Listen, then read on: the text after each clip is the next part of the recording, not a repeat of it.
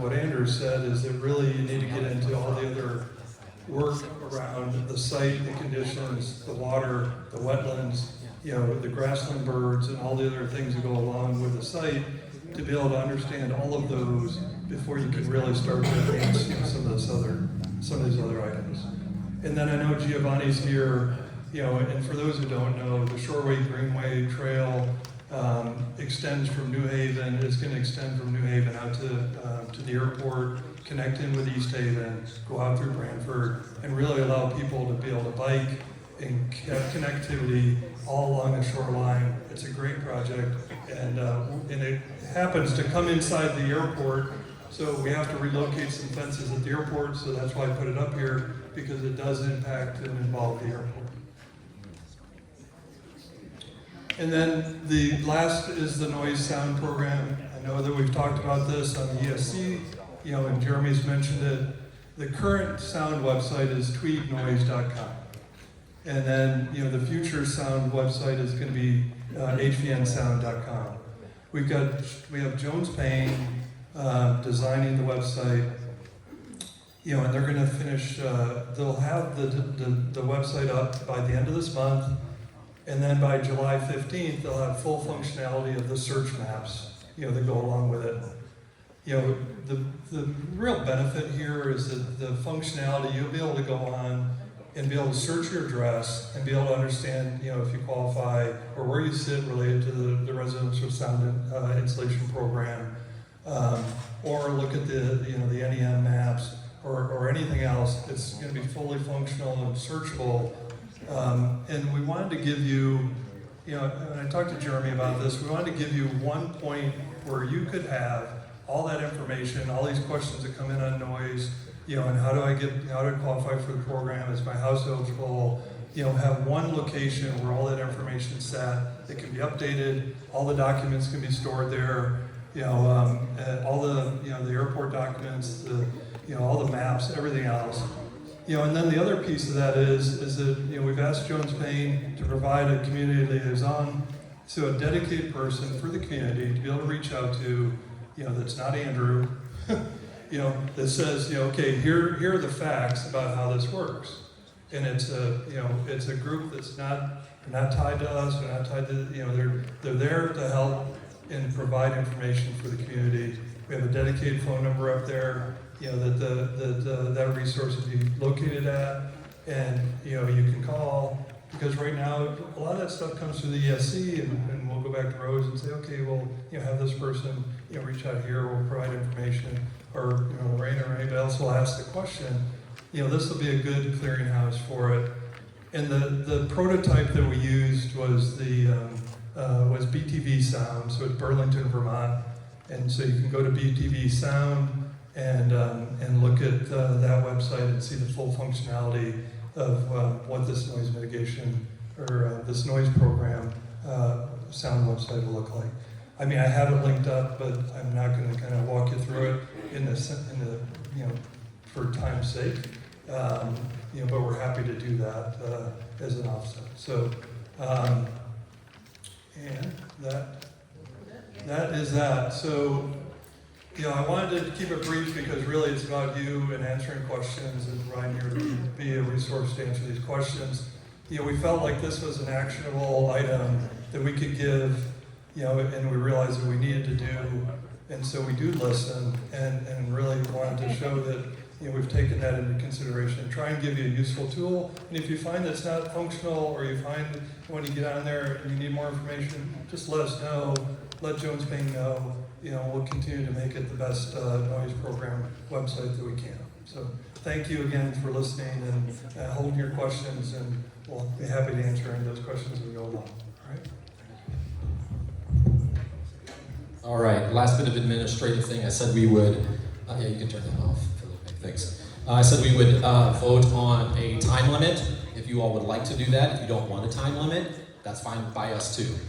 I don't know the quickest way to do this, but is there anybody that wants to vote on no time limit? No time limit. No time limit per speaker. Okay. Per speaker, I mean. Everybody gets to speak as long as they want, would be the no time limit. Okay. So we'll just raise our hands as we get there. Or does anybody have a suggestion? I hear 5 minutes, I hear 5 minutes, I see 5 minutes. All right, 5 minutes, let's vote on 5 minutes by raising hand. That is absolutely the majority. Yep, that's good. So we will stick to 5 minutes. Do we have somebody who's willing to be the timekeeper for that?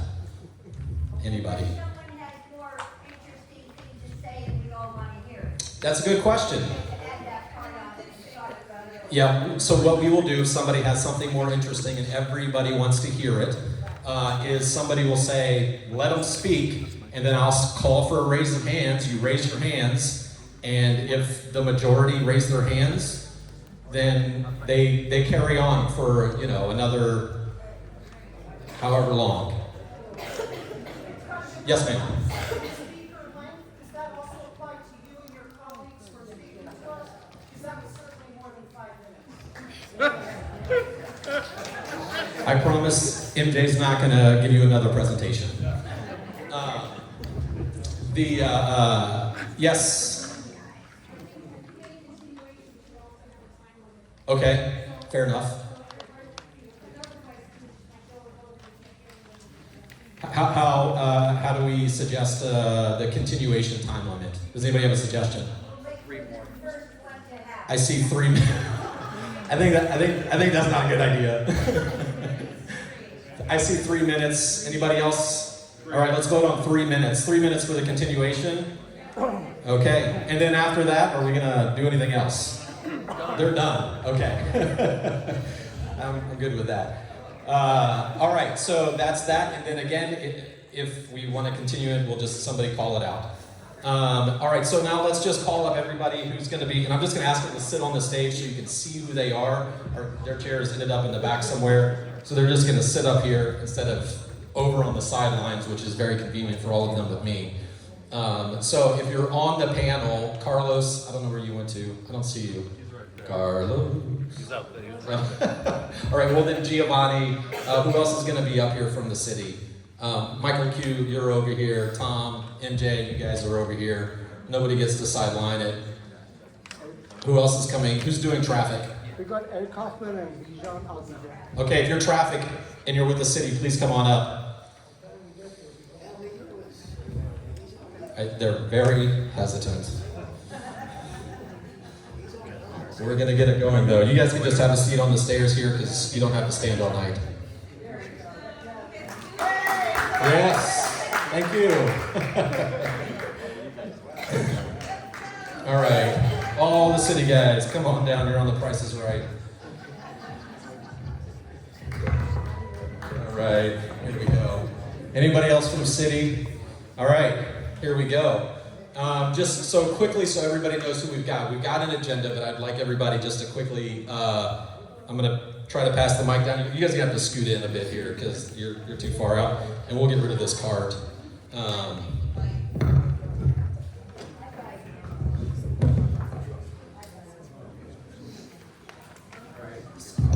So we'll start over here because I know Jimmy.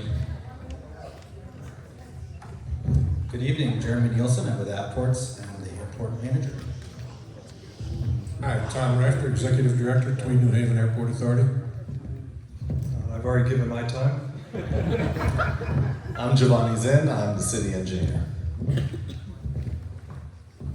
Eric Hoffman, one of the deputy directors of TTMP.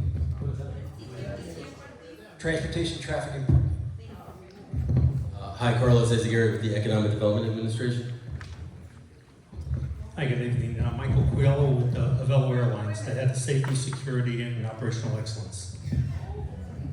Good evening, this is Bijan, I'm the deputy director for Bijan Lotki, the other deputy director for Department of Traffic and Parking and Transportation. So we have traffic here. And then this will be the questioners' podium. And what we'll do is we'll just line up right here. Yeah, I don't know another way to do that. The last thing is I forgot to get a timekeeper. Anybody wants to volunteer to do that? Just call it out. Oh, we have somebody right here in the back. Yes, ma'am. Would you like to do it from back there, or would you like to come up here? I will be here so that the people can look at the water. Okay. Right, they can see, and I'll give everybody a minute when it's going down. Thank you. I'm sorry, how many of you? Rose. Rose Chatterton, everybody give her a hand, please. Would you like to sit here or a chair here? Okay. All right, so we have our timekeeper, and we're on the same page, about 5 minutes and 3 minutes. Perfect. Oh, that's clever.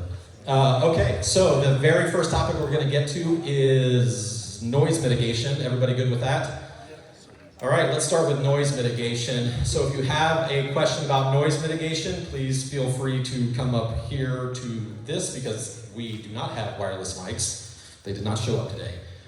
So if you have a question, please come stand up here. We'll be happy to, and I'm going to give the mic off to these guys.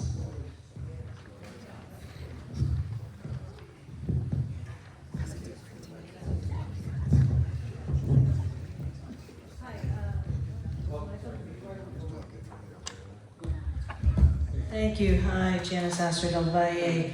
I don't really have a question. Well, actually, my first question is, how many of you live here in the neighborhood? I mean, on the panel. Okay, two. Yeah, where do you live? Townsend Avenue, 165. Oh, okay. How about you? Okay. Just wanted to know.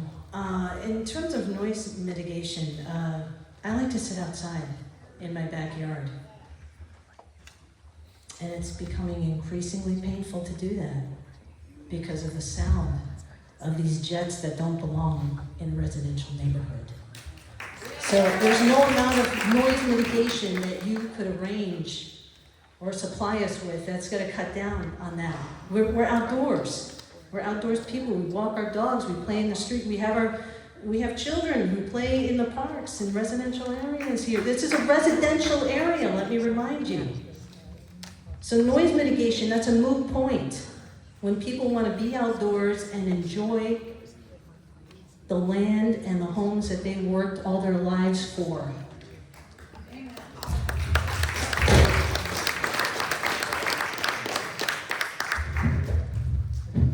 Hi. How are you going to mitigate the noise? Because that's what you asked your questions. How are you going to mitigate it? You have planes that don't make that much noise that you could bring you over here? No, you don't have it, right? Well, the aircraft, Okay. like, if you want to answer this, but the aircraft that Velo operates meet the FAA requirements for noise. We aren't talking, they do, believe it or not. I know they don't meet the requirements for glide angle. I'll be up, we're going to talk about the heights of the airplanes. Mike, if you want to address that one. They're too close to the neighborhood. You know, you have a neighborhood over here. How are you going to mitigate the noise? So the aircraft meets stage 3 noise required by the FAA. So all airlines in the United States are required to meet stage 3 noise levels. Now remember, way back when we had these stovepipe engines on the 727, for example, they were extremely loud. The decibel readings on these airplanes on takeoff were 85 decibels. So it's not. Well, let me say, when they're taxiing out, they're 85 decibels, and that's because of the fan engine. The fan is. I didn't ask you to say that everything was good. No, it's not. They were supposed to ask questions on how are you going to mitigate the noise. That's Part of the way we mitigate the noise is by improving the airport taxiways, so we have less time on the ground, so we can taxi out quicker. So that's the way we can improve it. Listen, the noise in our neighborhood is from the planes flying over too close to the houses. It's not from the plane. All right, so you're not going to do anything. No, there's nothing we can't do about Well, that. okay. I just want to say. No, a jet is a jet. We fly a certain angle on the approach, and that is the But the angle. thing is, I look up the decibels of a jet engine, and I'm looking at 140 decibels, and the fact is that when the plane's on the runway, it's maybe 2,000 feet away. You might be able to do something for some neighborhoods if you're on the runway. But when you're flying over the top of the house, you're sometimes within 50 feet of the rooftops. You're not 80 something decibels like you just said. I'll disagree with that. You're I'll disagree that we're 50 feet over the rooftop. Oh, you're not. You are. And listen. This is just about noise. You're in violation also at the threshold. I've been through this a long time. You're supposed to be 55 feet above that threshold. You're not. You're 40 feet low. And I have pictures. Can we do, okay, fair enough. Can we do? All right, so you're not listening, you're not No, gonna, I'm listening. I'd like to help you get to an answer on this. you're not gonna get an answer. I promise we're gonna get to an answer. So what I would like to propose, Mike, and the team here, is that we do, is that we do a study over the next couple of months. Yeah, 2 years to do it. I'm sorry. Hey, listen, this isn't, okay? We're not gonna be able to do this. We're not gonna be able to do this. So we'll include these things in the study. I appreciate that. Economics development, Carlos. Economic development, Carlos. Gabriella, it's not your turn to speak. We're here now. Yeah, so that's a fair thing. So what we're gonna do, okay, I'm sorry, listen, you're gonna have to sit down. We are going to do a study, and we're going to measure this so that we can have a real answer and not guess at it. What I wanna do. You've got pictures, those are interesting pictures. I don't know the answer to that. I could give you a photographer's answer to that, nobody's gonna like it. But what we're gonna do, no, for 50 feet, the question here was, what was proposed is that the planes are flying 50 feet over the house. So what we will do is we will find a way to measure this over the next couple of months. Here's what I wanna ask you, because I'm the one asking the question. Yeah, sure. How are you gonna reduce the decibels for the houses underneath it? I don't wanna see a study just justifying, saying everything's okay, because I saw this for pollution, I saw this for everything, that somebody's saying something. How are you gonna reduce the noise for the people that the planes are very close to the houses? How are you gonna do that? Because some people have problems with their ears, some people have, that things are like that. So how, you just let us know in this study, how you're gonna reduce the noise for the people that live there, you know? And some of the neighborhoods, I agree. Look, I'm one of the lucky ones that I'm not right on the runway, but there's some people close by that, the noise on the taxiway is a big deal. But for some of us, it's a noise, a lot of us, it's a noise coming from over the house. And I think the point that you're making is fair, and that there's, as Michael said, for the direct path over the house, that there's not a lot to be done to mitigate that noise. What we would like to, See what you could put in the study. Yeah. How we're gonna mitigate the noise, because it's too much. I understand, I appreciate it. What's your name again? John O'Donnell. John, nice to meet you. I'll see you again. Tom. It's very difficult for the aircraft to mitigate the noise. They have to keep it safe. And I'd rather have a little bit of that noise than a big bang. I don't live there. I live closer than most of you to the airport. I'll guarantee that. Anyway, we are continuing the residential sound insulation program. We've spent millions of dollars over the years. We have another phase of that coming up, and the website that Michael demonstrated or talked about earlier will identify exactly those homes that are in which phase. So look forward to that, and that'll help hopefully mitigate. Some of you may have benefited from the program already, but we're going to continue into the next phase. All right, thank you. Okay, so Jules, you're next. Here's what we're going to do.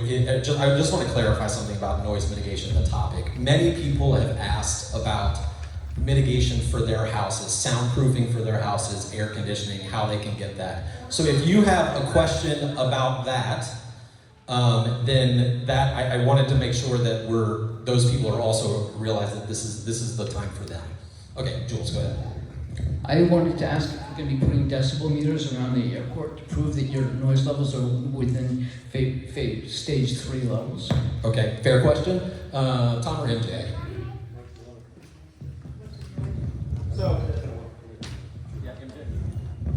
No, I talked to Jeremy about this, and no, we can. I mean, I'm happy to buy 3 portable noise meters, and then let's go out there and measure certain areas. We'll move them around, and we'll test certain areas for a certain amount of time. I think it's a step. And then as part of the development, I think we look at doing things, further on related to, how do we do that permanently? Well, I think the commitment would be to do 2 or 3. go out there, test these areas, and understand, the people are affected, and they say, hey, it's X in this area, then we'll go out there and do this. But we have to do it for a certain amount of time, because you really need to kind of average it out. You're going to have these spikes at the one times, but I think, but we commit to doing 2 or 3, finding a program to put them out there, and let's test it. I'm okay. Two things. One, It will be public. We'll make it. We just, as you saw, we have just decided this is what we're going to do. We will make the information available within the next, how long do we have to start, to make the next step available to the public so they know it's moving forward. And find the, pricing, find them, buy them, and then we'll figure out. How long, a month? I will deliver it tomorrow. Thank you. All right. so I am going to commit to answering back to all of you within a month whether or not we have made the next step forward on that. Yes? no, I'm not finished. Oh, sorry. You got me. You're right. Go ahead, Joseph. Yeah, it's not just the average over 24 hours. I want to know the peaks, and the reason I want to know the peaks is I wanted to know that those planes are within stage 3 noise levels. All right. And I want to post it on your noise webpage. It'll be on the Tweed website. Thank you. Yeah. Thank you, Jules. How do you get your name on the list to be the people who get tested?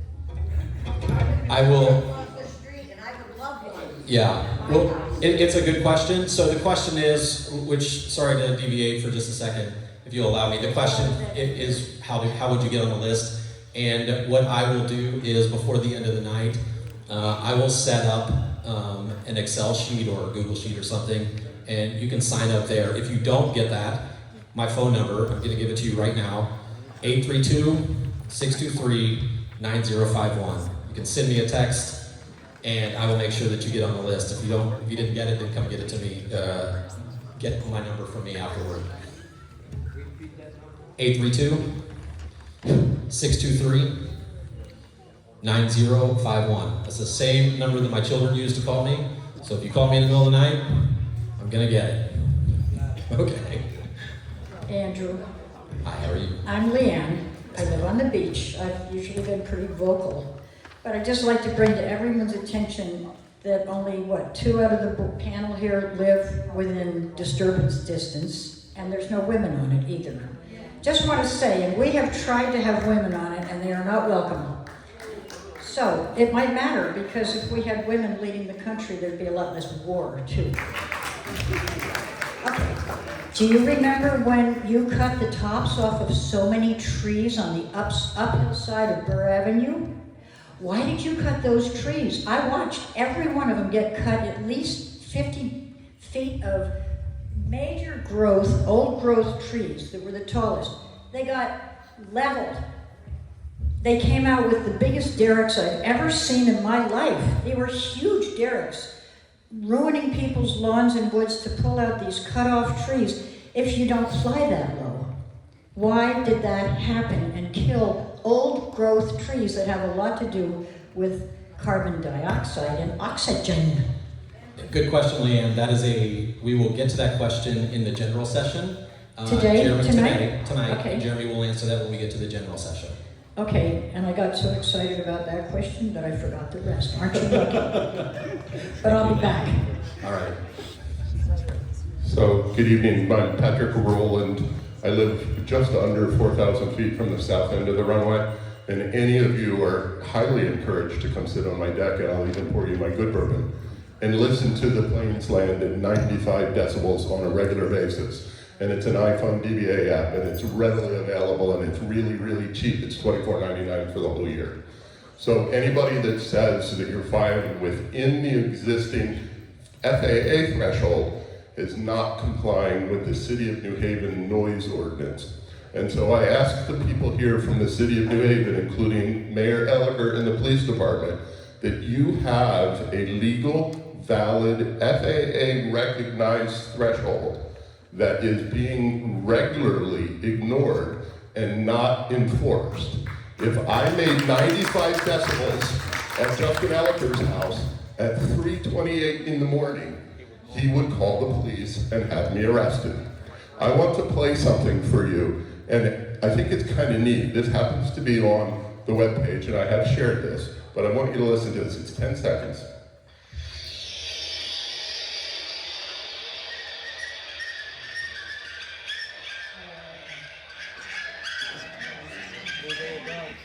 Those are the coyotes that just got disturbed at 3 o'clock in the morning because the plane's so loud that it wakes up everything in the marsh. That's not even the humans getting mad. That's actually the population of the local wildlife. So my piece on your noise and your mitigation is that we have an existing noise threshold and it's legal, and I've read the FAA documents. It's included in the plane discussions. We're not talking about the FAA average and the balance, but the other piece is that Mr. Roberts mentioned is that 2% of the planes are not on time, so 98% are, which means on 31,000 flights, that's somewhere in the 620 planes a year, and if you divide that, that's 10 a week. So I mean, my math is pretty round on 2% of 31,000 plane events, and so what you have is on a regular basis. Within the last week, we've had 3 after 1 o'clock at night, and we've had many, many, many, many more. And add the fog, and forget about it. I mean, I have videos of them coming by and turning the thrusters back on at 400 feet or 300 feet when they get within the distance of the end of the runway. And your safety officer can talk about that. But I actually have a golf laser, which is within 2 yards or 1 yard accuracy, and I regularly measure them at 3,800 feet, somewhere in the 300 to 290 foot range. There's absolutely no way they're doing a 10% glide at that point coming in off of that. And you're welcome to come sit on my porch. I mean, it's not red laser, so it's perfectly legal for me to shoot it, and I do it quite regularly. And if you go up to South End Road at the corner of Minor, where I live in South End Road, they're somewhere in the 150 foot distance, and it's as accurate as my golf game isn't. Thank you, Patrick. Just a moment, please. So I'll wait for the discussion of why the city doesn't enforce their existing regulations. Hey, Patrick, just to be clear, the 31,000 were total airport operations, include general aviation, so the value was like 21% of that, so you kind of have to take that, so it's just a lot less, right? So just clarification on that.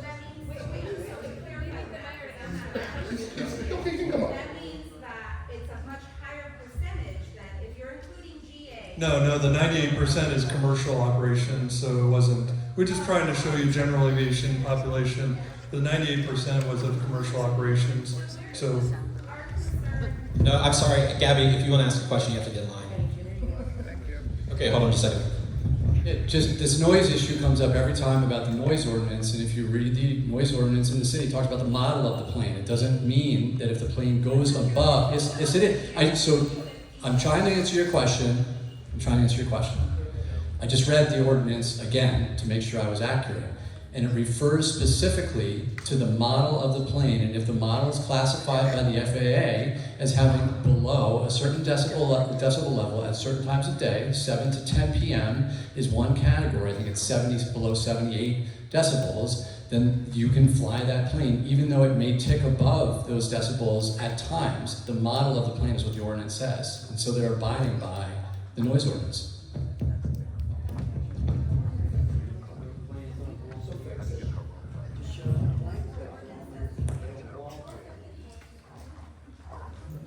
Lisa Ventura McHugh. I live on Burr Street, directly across from the runway and the terminal.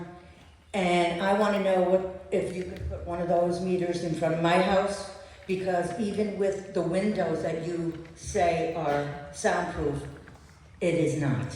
And even the fumes are coming into my home and it's making us sick.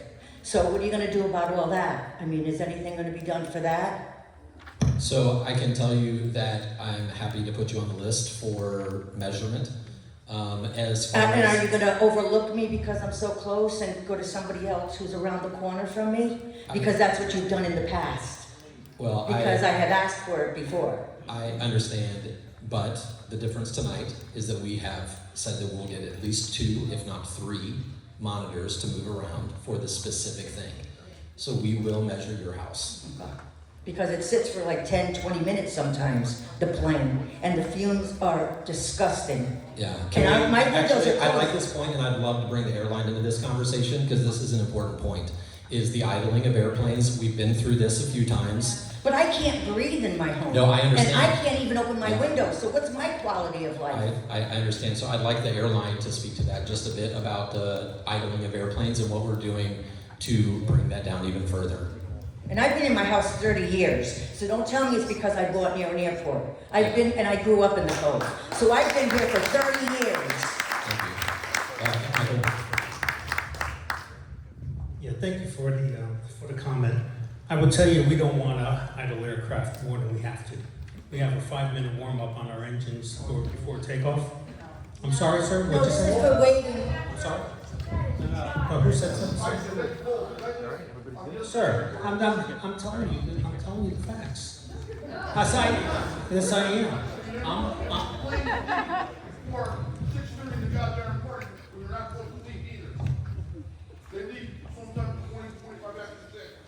Okay. And the minimum thing is 6:30. We'll look into that. We'll make sure.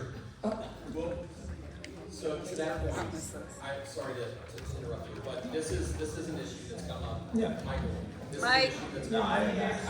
I'm sorry. I'm going to advocate for you all. Microphone. Use the microphone. Michael, this is an issue that comes up semi-regularly, is that there are flights that, I'm going to move from in front of that, that it appears that there are flights that are leaving even a couple of minutes sooner than the voluntary agreement of 6:30. And so we need to find a way, that's part of why we're here tonight, is to address these, self-inflicted wounds. I will promise you that we'll look into this and we'll make sure, and we have our airport manager here, that we don't start our engines more than before 6:30. That's a promise. We want to be, yes, I mean, no starting of the engines before 6:30. Listen, we really want to be good Doesn't matter neighbors. what time they start, they're still killing me for 20 minutes.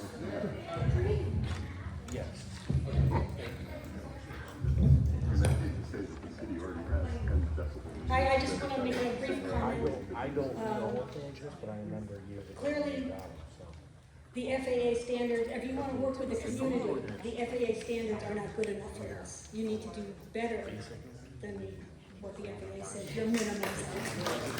So if you could cut 20 decibels off, or, the footprint of the airport is just too small to allow the solution to dilution.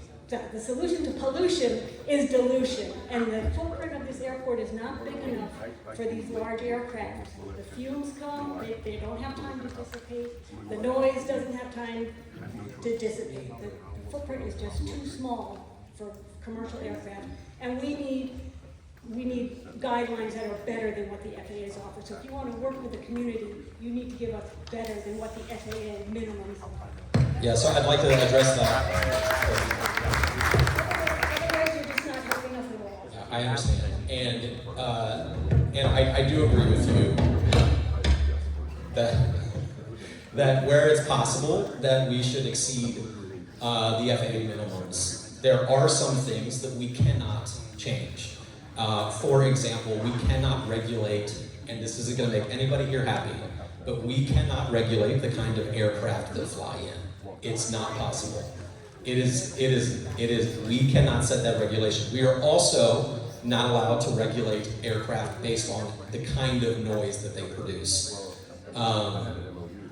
So there are things that we cannot adjust, but we will. We've got we're here tonight to make those kinds of adjustments. With Michael, we've got board members here, we've got Tom, but we will make those adjustments as we can. Gloria.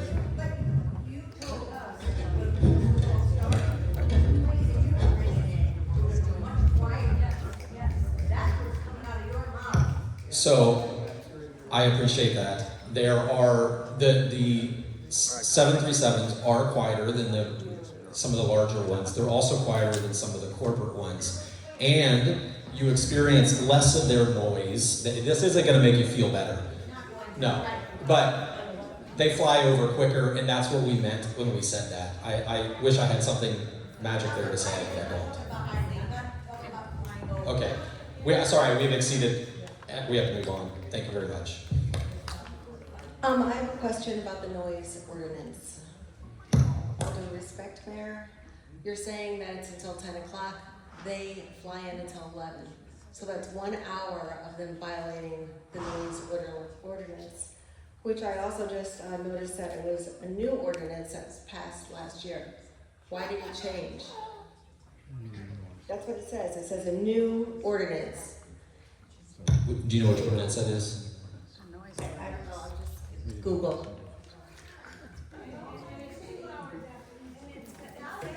So, Gloria, I'm sorry, I think I don't quite understand the question.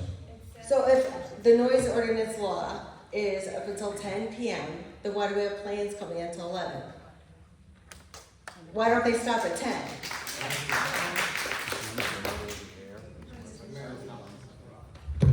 Mayor, with all due respect, the city transferred sponsorship to the authority when the authority was created. That was after what's known as ANCA, the Airport Noise Incompatibility Act, okay? That means the authority has to live by these new federal regulations. I know what you're gonna say. You have an email, and that individual did not have the information that the authority was. Listen, I'm just stating the facts. There was an opinion rendered by an environmental person at the FAA, not a legal opinion. However, they were not aware of the fact that the sponsorship of the airport was transferred from the city to the authority post-ANCA. And that puts us under a whole different set of regulations where we are not permitted to, as Andrew said, we can't say you can't come in with a certain aircraft or after a certain hour or anything else. So just to be clear though, you can see even just us talking here, this is a transparent moment for us. I don't think we've necessarily had this conversation before, but the noise ordinance is a complicated issue and that we don't all agree upon, even on this stage. Even between the airport and the city, we don't always have agreement on exactly what that is and what the enforceable nature of it is. And so we've had these conversations on how do we clarify it, because it is confusing to neighbors. You all are, understandably not pleased with it. And there are only two ways to get total clarification on this. Number one is if the city of Alders do something, the Alders of the city of New Haven clarify it. That is challenging because if they do that, it creates a whole new set of issues. The other is if a federal judge makes a decision on it and hands that down. Otherwise, we will go round and round on this issue for the rest of eternity because with all the smart people in the room and all the smart lawyers who look at it, whether they're federal or city or airport authority, there is not total agreement on what the noise ordinance exactly means and what the enforceability of it is. Okay, I appreciate that. So the Alders, let me just get this straight. The Alders do have the ability to change this if they wanted to. And if they changed it, they would have to go to federal court. Or are you saying that the Alders, even if they changed this, you'd still go to federal court? So are there two things? Good question. So what the Alders could do, because of the federal regulations, what the Alders could do is create a clarification that essentially the only thing they could do is remove the confusing language and essentially lift what anybody would have thought was a noise ordinance for the airport. They cannot make a new noise ordinance or clarify in the sense of like drilling down on the noise ordinance. They can't do that without tripping other federal regulations. So then it comes down to a federal judge just telling us this is what the rules are because these are the laws that apply. It's a very complicated issue across all the federal agencies. Because it involves an airport. Because it involves Because we did get the noise ordinance changed for the mounted speakers in vehicles. we testified in front of the alders during a meeting and they, heavy fines, towing the vehicles, they changed the noise ordinance law. I just wanted to know if it was possible. It is not possible in a way that would make the noise ordinance effective. Thank you, Gloria. I have a vote testing question. I'm sorry. We should talk about this though, like repeat for the same topic because we have another. Jules, I'm not telling you can't, because this is up to everybody else. But we do have other topics. So this would be an extension of your time. We'll just handle it that way for now. Let them speak. We have a lot of topics. So we're going to vote on let them speak on this topic right now. Just make that the thing. Let them speak. Let them not speak and move on to the next speaker. And maybe you could speak less. Okay, so they're giving you 3 minutes. So I understand that the stage three noise is measured 450 meters from the center line of the runway. And is that correct? Okay. Tom says he's not aware of that. Okay. So my question, that's what I have read, and it's in the, advisory circular 36.H. And what I have to say is, what happens to the thousands of houses that are closer than 450 meters? That's more than a quarter mile from the center line of the airport. You know the number of houses that get more noise than what the planes are certified at? Do I know the number of houses? Yeah. No. I guess not. No, I mean, again, the noise program from FAA works in the noise exposure map, which is DNL. It's not a one-time Yeah, thing. but it's modeled. And is it modeled using AEM. the certified noise levels, which are measured at 450 meters from the center line of the airport? Right, and that's how you create your noise exposure map, which is what we've updated in EA. And what about the people who are closer? I'm sorry. Within, I'll send you an email on it, okay? Okay, yeah, because Right. one is a measurement of the aircraft noise, and the other is an average. So one is an independent single event, is my understanding. Well, the EA was based on modeled results, not measured results. That's all, yeah, that's what Right. we do. That's standard practice. Right. So, if they used the measurements at 450 meters and they applied them to houses that are closer than 450 meters, I want to know. I think you're mixing two things. No, I am not. Okay. I'll send an email. Okay, please do, because one's certification in the aircraft and its engines, and the other one is the average day-night. No, I'm not talking about the average day night. That's how. I'm talking about the noise at which individual aircraft are certified. Right, and they are against the entire country. It's a fleet of airplanes. They can't simply say, we're gonna take this airport at this destination, and this, I'll send you an email, okay? Please do. Quick question. Somebody told me that the airport didn't have to comply to any noise ordinance at all. Now, is that correct? I'm sorry. Any noise ordinance from? The city. Again, as I said, the sponsor is responsible. The city had the ability previously, we as the sponsor have to live under what's known as anchor. And so we are very limited on any restrictions at all. In fact, there's many court cases. Does that mean that the City of New Haven noise ordinance is irrelevant for the airport? It means for the commercial aircraft. Again, that's a complicated issue. Leanne, you're up a second time, so we have to vote on it. Everybody good with Leanne speaking one more time on this topic? Raise your hand. Okay, there we go. So is it true, this is a question and it's a yes or no, was this board or was Tweed somehow given options as to where they could develop this developed airport? Yes or no? Options. Yes. I read in one place it was over 20 other neighborhood or local options along the seaboard. Yes or no? I mean, did you have options, even 5? We certainly could have developed other airports, but this is the one that was the most feasible. And is it true that this was chosen because it's at the intersection of 91 and 95 and very close to other forms of road transport for cargo coming in eventually? I love that you brought up cargo.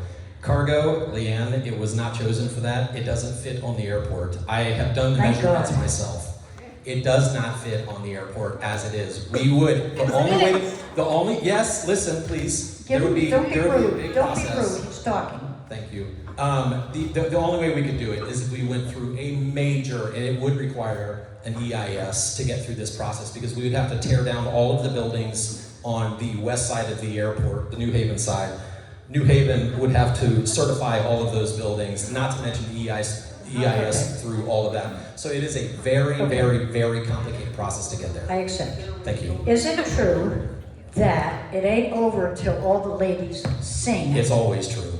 Okay, so if that is, it's always true that they don't sing or they do sing? It's always true that it's not over until they sing. Okay, so that being said, if some sort of a big blockbuster happened and you had to get out of here, you wouldn't be able to say, well, we're so entrenched, we're so dug in, we can't possibly leave without everybody here losing their home. And is it true that, well, what I'm saying is there's still things that can happen that'll prevent you from developing any more than what you have permits for, It is a process that we have to walk through, and there are many opportunities along the way for us to not make the process. And I just want to end with one thing, and I'm going away. But have you flown in and out of LaGuardia? Have you flown in and out of Boston? Have you flown in and out of New York? Do you see small neighborhood villages right around the airport? Why did you choose here when it's all an environmental justice city? And that's it. You can't answer that because it's inhumane why this is happening. Thank you, Leanne. I will answer it. And that this is the second most underserved market in the country. It's also the poorest market in the country It is in not. general. It is no. Then build it in New Canaan.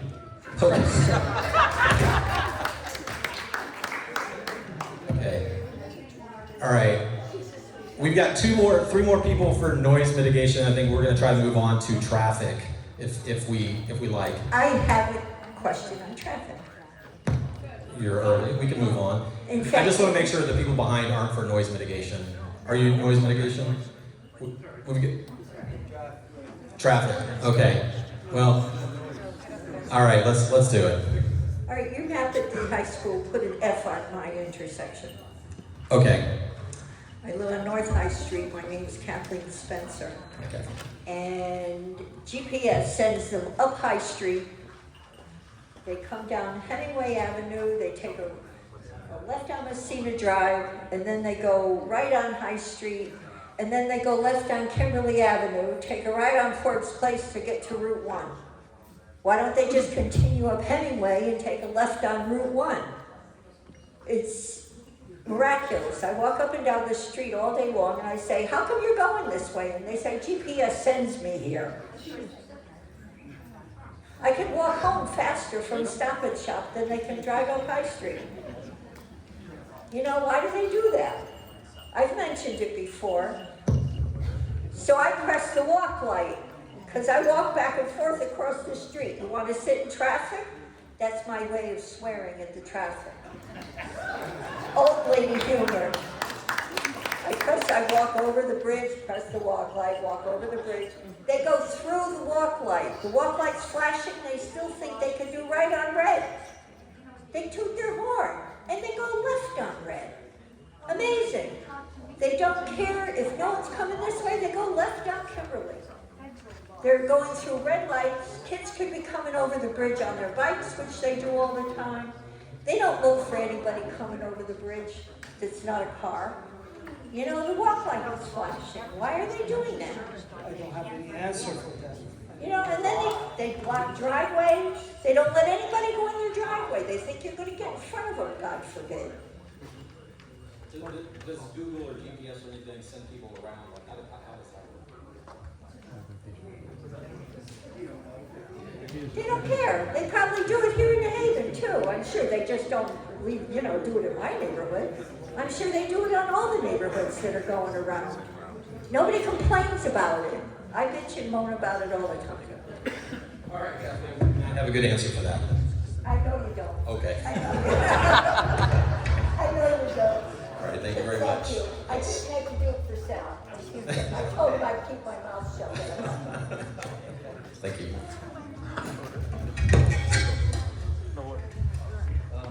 I'd just like to say, I think we're all resigned to the fact that we have to, pardon the pun, live with the airport, okay?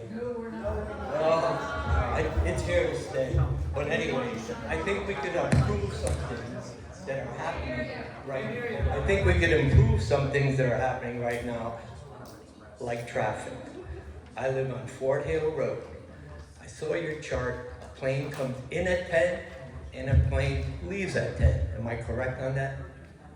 You had a chart up there about departures and arrivals. Anyway, my point is, on any given night, we have planes coming in and out at the same time. That means traffic comes down my street, Fort Hale Road, which is a two-way street, both in and out. Complete gridlock, fumes, horns blowing, boom boxes playing. You can't tell me that that can't be corrected, because I'll give you an answer. A one-way. When they come out of the airport to leave, go right or left down another street rather than Fort Hale Road. Yes, you want to use my Fort Hale Road for an access to the airport? Fine. But to exit, there's plenty of access roads out of the airport. That's what I think can be corrected. So let's talk about a one-way then. First, I saw Carol, Carolyn, and Debbie clapping back there. I know they all live on Fort Hale. Anybody else live on Fort Hale? Okay, close enough. We have talked about several options for traffic on Fort Hale. A one-way included. There was some option at some point at the very beginning thinking about how we could, I don't know why that's suddenly doing that, how we could send one-way traffic down Fort Hale and then up Hall Street. But traffic guys thought a different solution was possible, so I guess we should talk about that for just a second, and then talk about whether or not now is the time to rethink that a little bit, and what the options there could be. One of the problems with making the roadway from two-way to one-way, you're actually increasing the speed, right? We can agree with that. Road is wider, there is no reason for anybody to slow down. And then you move the traffic from one road to another road. So the next neighborhood will say, hey, why is coming this way?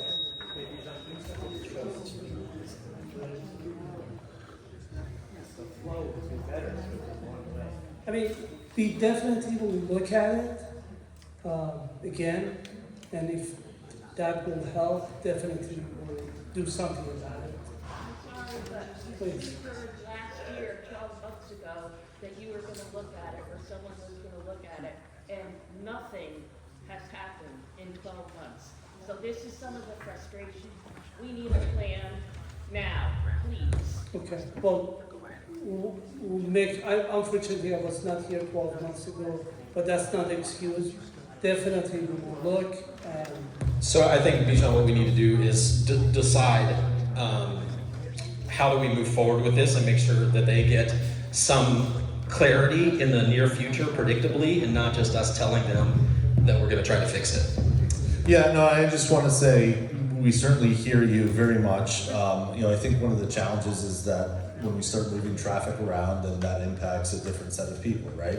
So we want to make sure that we find ways to work with the airport on different transportation options. Also looking at, especially when people are leaving the airport, right? As you said, I think you have a really interesting point. It's one thing when people are getting there, but you can control a bit more how people leave the airport. So I think a lot of our solutions are also looking around that. But we do return to the same point, which is they have to go by somewhere. And making sure that we don't simply displace the problem, but rather help a problem. That's one of the most important things. I'm happy to come by and sit on your street at 10 o'clock at night. So if you want to stop by afterwards, happy to get your info and meet you out there. The flow would be better if it was one way. So, because Okay. happen, you see what I'm saying? Yeah, no, I see You know, that. out another way. Okay, You know yep. what I'm saying? Because it's gridlock, it's really bad.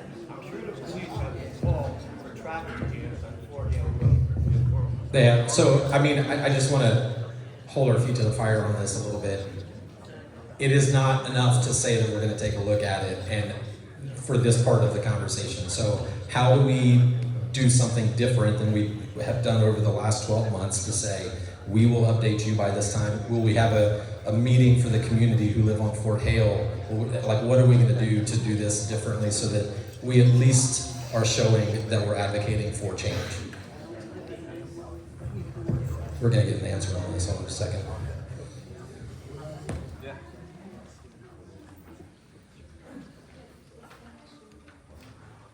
I mean, I don't know what the right answer is here. I think the main concern that we have. Yeah.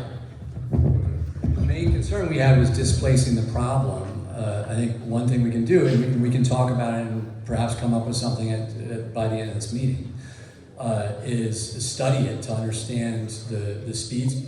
Just hear me out, man, hear me out. Study it to understand the speeds going both way. We did look at alternatives, but our concern is you're just moving the problem to another place. If we move the part of the problem and it actually improves overall the issue, that's one thing. But if there's a lot of research that says if you make something one way, you're likely to actually increase the speeds on that road, and we don't want that to happen. I know that there's speed humps there, which is a part of the solution, but let us put our heads together, and then we can try to get something back to you maybe even before the end of this meeting. So why is there a 35-mile-an-hour speed limit on the road? That's a one-way road. Exactly, and that's a problem road, right? There's a lot of problems there. That's not an ideal. He said, why is there a 35-mile-an-hour speed limit on frontage road using another road that's in another part of the city? And that is not an ideal road, and I don't think any of you want a 35-mile frontage road in the neighborhood either. So we're just trying to make sure that we don't have unintended consequences. Thanks, Mayor. So we'll put our heads together, and then I have now met you all in person. We will definitely talk before the end of this and get something substantive that we can put our fingers on and you can hold us accountable to it. Oh yeah, can we have another timer, please? Somebody? Anybody? I really don't want to do it. Anybody? Are you standing up to time? Somebody? Timer? Ah, yes. Sandra, please come forward. Or from there, however you want to do it. All right. We're going to give you the benefit of the doubt and you go and get started. Hello, Matt Lieber, East Haven resident.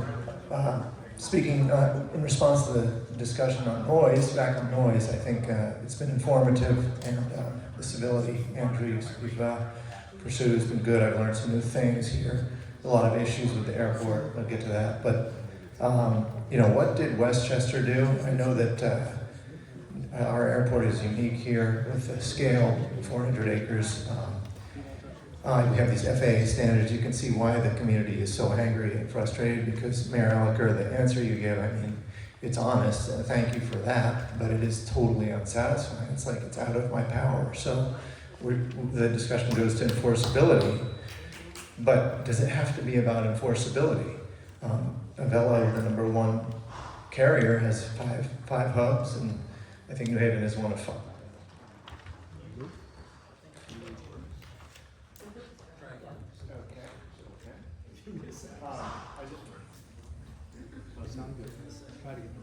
I can speak up? It's good. Yeah.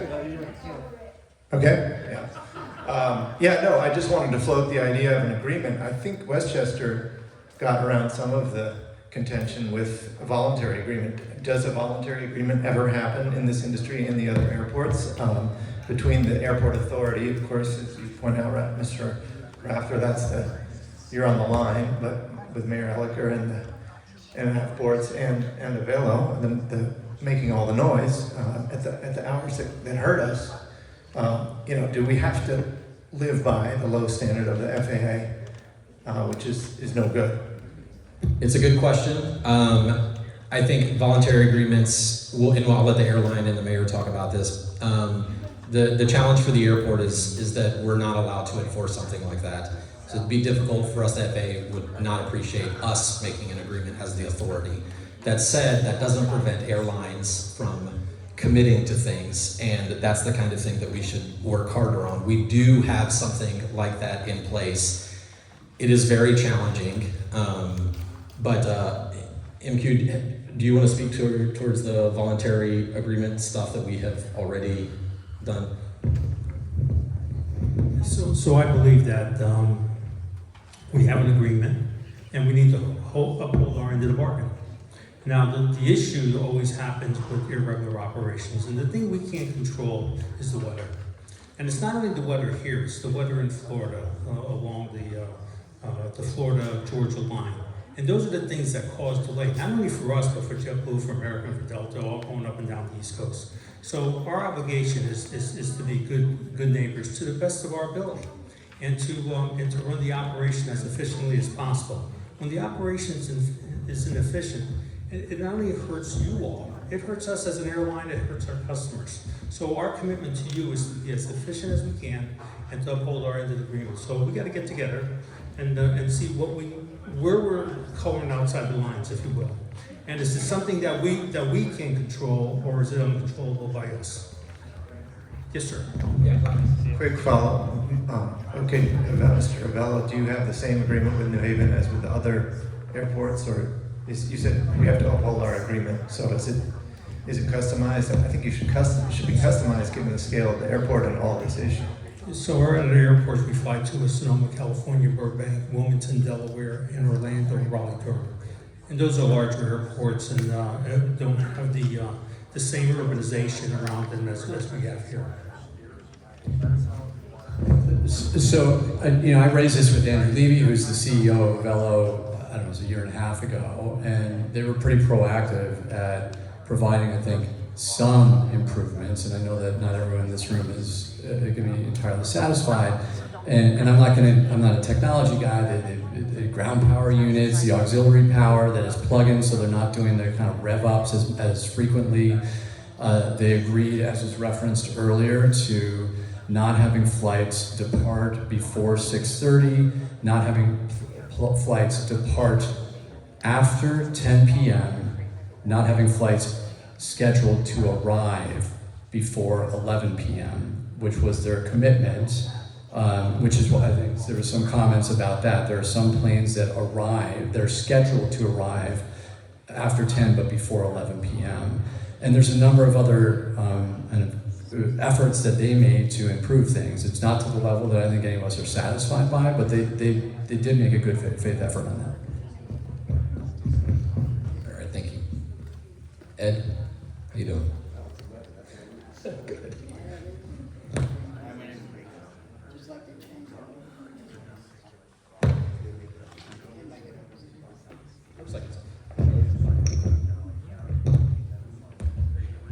Hello, my name is Ed Fitzgerald. I live at 348 Burr Street, right across from the north end of the runway. First comment, I find it interesting that for the last 3 years, we've been asking for physical noise monitors. Whenever you came out with your noise contours, it was all done by an algorithm, and Jules was at my house with a pretty sophisticated meter, and whatever that noise contour is saying, on takeoffs, it's unbelievable, and it's damaging my house. Your predecessor, Sean Scanlon, he was be nice. I worked with Sean, and I explained what was going on. My house was built in 1947. I've been there 37 years. And I have plaster walls. My walls are cracking in numerous places. All the door jambs, the windows, they go from the top of the jamb to the ceiling. Sean hired a structural engineer who came in. They did studies, they measured the cracks, they noted, I got the report. I got an email chain, saying that the noise is so loud that, it converts the vibration, especially like the topography of where it comes out the river. It's coming right at the house across the street. So especially on my second floor, the walls are cracking. Some spots, I mean, chunks of plaster are ready to fall down. So Sean was following up, and then he ran for controller, and he guaranteed me that you, Mr. Rafter, were notified. And then even he came back for one of your big milestone occasions, and he saw me on the street. He stopped and he said, "Has Tom talked to you yet?" And I said, "No, nobody's called me." And he said, "Well, I'll make sure today that something comes out of it." So I know a lot of my neighbors, I've had my house mitigated, like phase 1 or phase 2. It helped the sound. You know, when you're inside, your outside quality of life is still terrible. But now, when you guys increase the number of 737 800s, their thrust is so bad, my house shakes. I just had to have my chimney fixed because my roof started leaking. The contractor came in my attic and he said, "All the mortar in your chimney is vibrating now." We cleaned it up, and a week later, the particles are there again. It cost me $2,200 to do the outside. Maybe that was coincidence, it was over time, but it was added money. But what I'm saying is, I have dozens and dozens of these cracks in my house, and I was hoping for a follow-up. Some of you guys, you were in my house, you might have came in the house. I mean, they measured them and they're grown. And then all of a sudden, once Sean left, that was it. I got a letter saying, "No, the FAA doesn't deal with cracks in the house." I was like, I started calling him 4 months after Velo started. I never had a crack in, I upkeep my house. Never had a crack in the wall. And now 4, 5, 6 rooms, there's cracks. And I want to know, you know, if somebody's going to follow up. You guys are invited to my house. Mayor Elker, you're invited to my house. Tom Rafter, anybody. I mean, it's obvious. So we talked about this before because we've gotten a few of these. So I have a few questions for you first. Well, first I'll say this, is that we're interested in finding some way to move the ball forward on this. That said, you can imagine it's a complicated issue because your house will never not be next to the airport. So it raises the question that at what point, what is the solution that would make sense for your house? Because we could come in. We've thought about, like, do we apply some of the community improvement dollars, out of the $5 million, to come in and help do that, to measure and help fix the plaster? That said, your house will never not be next to the airport. So I guess where we're stuck, there are 2 places where we're stuck, to be transparent about it, is one, it feels like a slippery slope of the entire city of New Haven, fixing all the houses across the city. A little exaggeration, but maybe not much. Secondly, how do we do it in a way that makes sense, because we can't come in and for a few $100 or a couple $1,000 repair the plaster, but it will crack again. So then do you have something in mind that would make sense that is also scalable? Well, offhand, I would definitely reduce, you're gaining maybe 20 extra passengers, reducing the number of 737 800s, because that definitely exasperated the problem. When they take off from the north end, the thrust is unbelievable. The soundproof windows, they're shaking.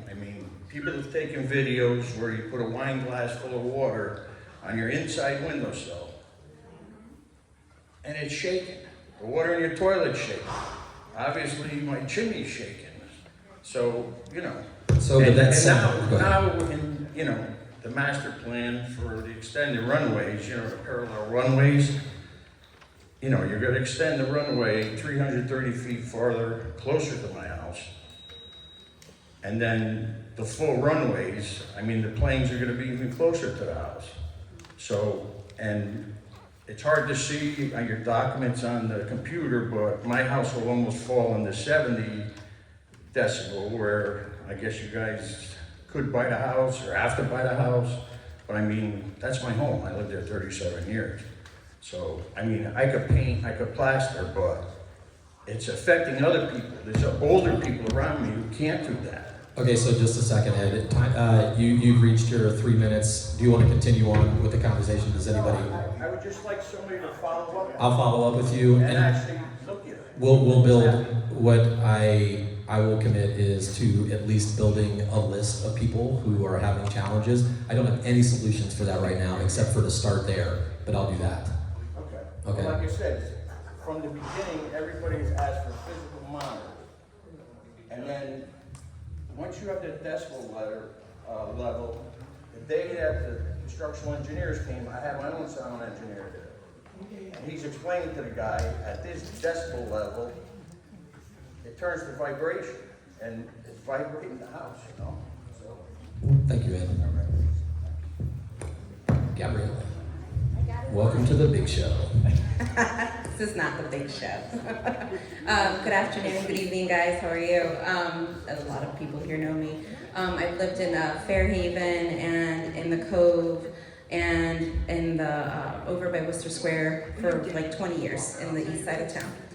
And I hear the planes everywhere. I'm impacted by the traffic everywhere that I am with my kids, whether I'm in Branford, East Haven, or New Haven, Fairhaven, everywhere, right? The fumes are terrible.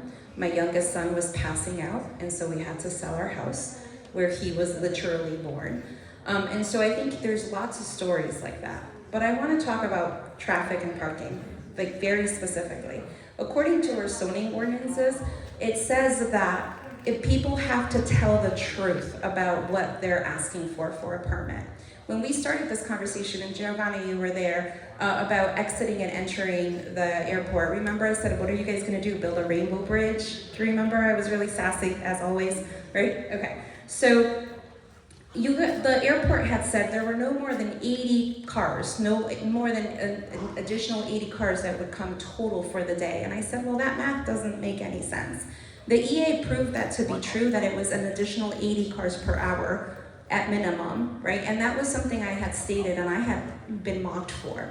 And so that means that the truth wasn't told when that permit was pulled and when that zoning process happened to start doing the additional flights out of there. May I interject for one moment here? Mm-hmm. So one point of clarification is my belief and memory of that is that we were doing it by hour, not by, we did the whole day, but that the peak was somewhere in the neighborhood. Giovanni, you might remember this more clearly. It was August 2021, there's a recording. Yeah.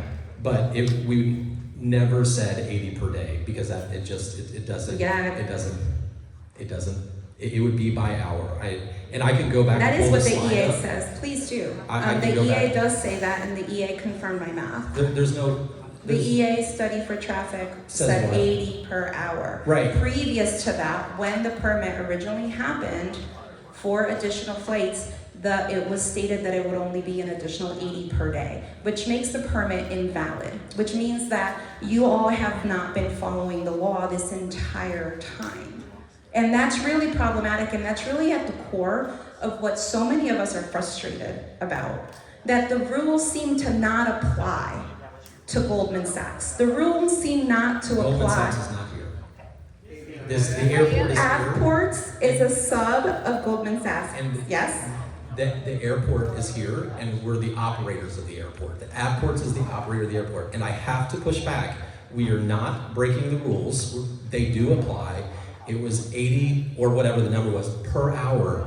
I will send you the I slides. did the math. will I post- told you that it would That's be okay an to do hour. the math, but I will post the slides on the FAQ for the permit that we pulled on this and to demonstrate the by hour increase. So what I would like for tonight is a commitment from the city of New Haven and the Avports and everybody else to follow the permitting process to the letter of the law. And I think that's something we can all agree on. Is that right, folks? We want them to follow the permitting process to the letter of the law. We agree. Thank you. Thank you, Gabriella. Hi, this is Glenn. I want the city and the airport to do better. I mean, you guys are up here saying, oh, we're gonna get 3 of these monitoring devices. This has been going on for a long time. You are late to the game. The parking situation is, not the parking, but the entrance to the airport, like she said, it's terrible. I've almost been killed there twice, and my dog came really, really close to getting killed there the other day. Put in a proper rotary. The speed bump next to the stop sign doesn't exist anywhere else in the world except in New Haven by that airport because it's so unbelievably stupid. I'm not done. It is a weird. I'm not done. It is weird. And I mean, you say you care about the traffic and stuff and the roads, yet you dump water right into our storm drains. Our storm drains are beaten in this neighborhood. We had flooding on some people's streets, my streets. You've been trying to fix it, and I'm not even sure it's done now for like 7 years. It's way behind, and for you to just dump your water in there and be defiant about it and say that you're on our side here, you're paying us lip service. You're all paying us lip service, and you all need to do way better, way better. So I'd like to address the pumping of water onto the street. So that drain drains back into the airport, and that is where that water goes. So even when it goes down the street, it goes right back into the drains that go into Tuttle Creek at the airport. I under, but we have to do it because but we do, and it is an airport operation that will have to happen. Because we're pumping the water back to the airport. It's flooding the airport, we're pumping it back to the airport. I understand that, but we're not pumping it to your basement or anywhere that would get to your basement. It goes back into the airport. Okay, I appreciate the feedback on that. Sure. Once the water goes into the catch basin, it goes into a pipe that then crosses the airport into Tuttle Creek. You have so many sinkholes in general in the neighborhood. So there are sinkholes for a lot of different reasons, right? Some of it is the ground conditions that we have, in our neighborhood. We have other infrastructure issues. We had a hole in a pipe along Townsend Avenue. We spent a lot of money digging that up. We lined that pipe. Anytime there is an issue, please report it to us. Let's see if we can fix. Which street is yours? Yes, so Concord. So those street floodings happen when the water in the harbor is higher than the level of the street.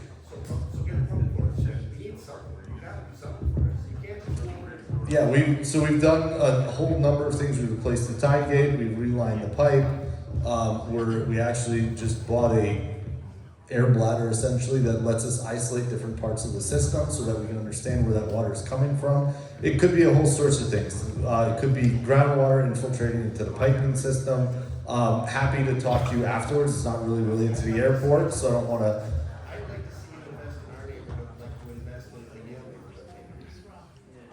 I gotta say we invest a lot also in your neighborhood. I think in the Concord Street problem itself. All right, sir, I'll talk to you later. Happy to talk to you later. Okay, so one other thing that we've done to help improve the water drainage is we've had several large projects dredging Tuttle Creek and to clean that up because that got pretty well, it was time for that. So we are doing things. I appreciate the feedback. We'll continue to work on improving the flooding control for the airport. Go ahead, sir. Oh, let me do that one. Okay, so I noticed Mr. Paleo, our representative, seems to have snuck out. But my comment, I guess, is for us, and it involves noise, traffic, parking, all of it. This airport should not have ever been set up with this to begin with. Our elected officials for the city of New Haven are not protecting us. And we know what to do when this happens. You vote them out and get somebody that will. Until that happens, they're not listening to us. You may understand.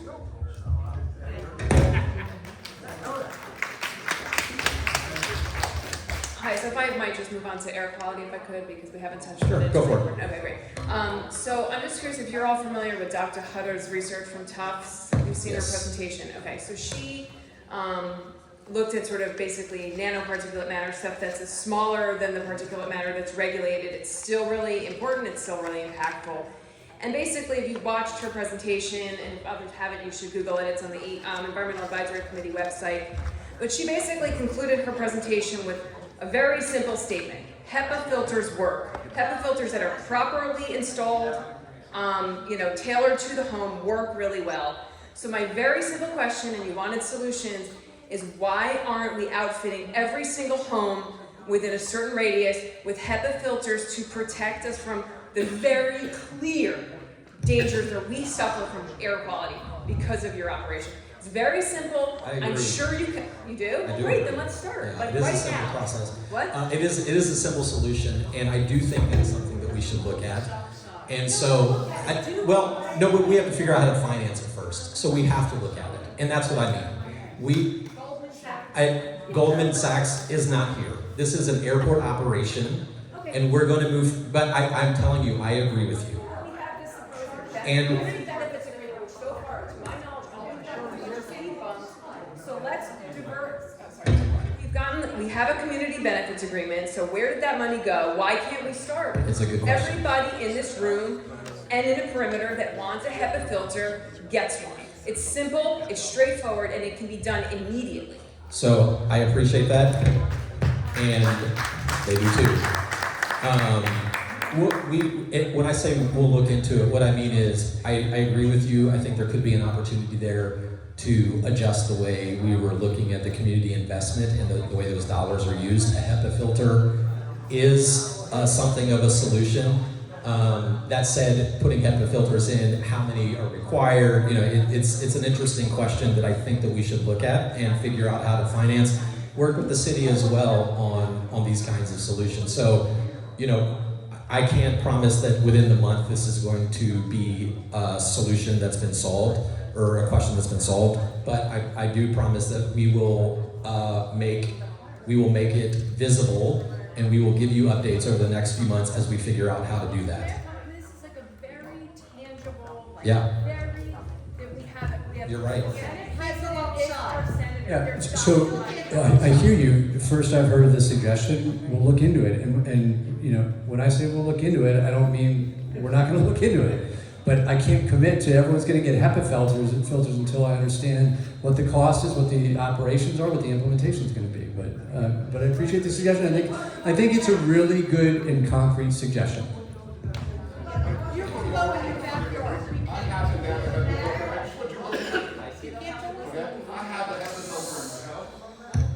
Thank you, Patrick. All right, sir. Hi, my name's Mark. Are we still taking questions about noise? It would seem. That's great. This is more of an informational question about the relation between engineering and public policy. I understand that traditionally the FAA has based its assessment on noise concerns on something called the Schultz curve, and that there are efforts at the national level to replace it with a different noise assessment curve, the national curve, within the last few years. Just wondering if you could update us on the status of the efforts to change that assessment, which I understand is more stringent. And then this is perhaps a question for Mayor Ehrlich or Mr. Mayor. Is there a role for local political leaders to play at the federal level in advocating for the change of those standards? Those are good questions. To be upfront about it, I'm not sure how much our guys know about the technical of that yet. We do have sound guys that we could get some questions or some answers about that. Unless, Tom, you happen to be an expert on this. Yeah, we would have to defer to Jones Payne. But it's a very good question. We know, I am familiar with that. And then I believe you had a question. Yeah. Is there a role for you to play in advocating for the change of those standards at the federal level? Yeah, so I definitely, these guys know some technical stuff about noise. I don't know anything about the technical nature of it. But I think where there's an important issue, there's a role for local people to advocate at the higher levels as well. You're back. Only because we talked before about the fuel trucks going down. Yeah, it's a good one. So in general, they go really slow. The regular driver goes like 15 miles an hour, and he's really good. But on holidays, there's other drivers that just fly down our road. We don't have sidewalks, we have cars parked on both sides of the road oftentimes. We've had kids and dogs and, you know, obviously people have to walk in the street. They're just going by too fast. And a lot of people go to the private stuff, to Robinson. They fly down Thompson Ave. I don't know if you can work with East Haven and get us a speed bump or two on Thompson Ave, or even a speed limit sign, because we got nothing. Yeah. And I don't get any answers when I write So, it down. actually, I think there is one thing at least the airport can do. So we can commit to working with East Haven on that. There's also another thing that we've talked about with your idea with the speed limit signs. Measures the speed, clock it, get that data going up and down Thompson. You know, so we'll work with East Haven to try and get one of those monitors, put it out there.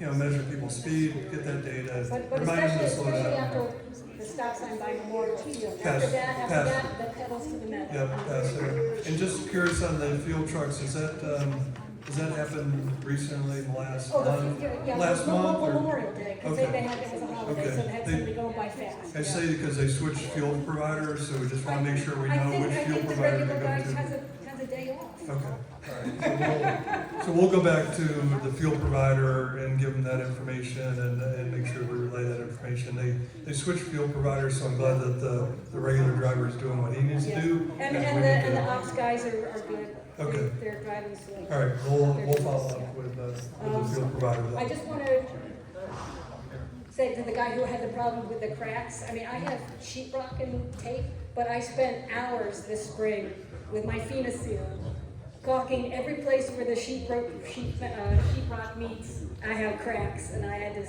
seal all those cracks this spring. I have a brick house, and I do have I do have cement crumbling out of it.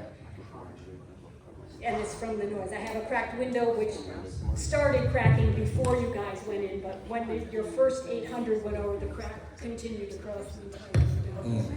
Okay. So, is there any way to control the private planes from not turning so fast when they take off? Can they use like the whole runway before they turn? Because I don't like it when even like the small front or Yeah.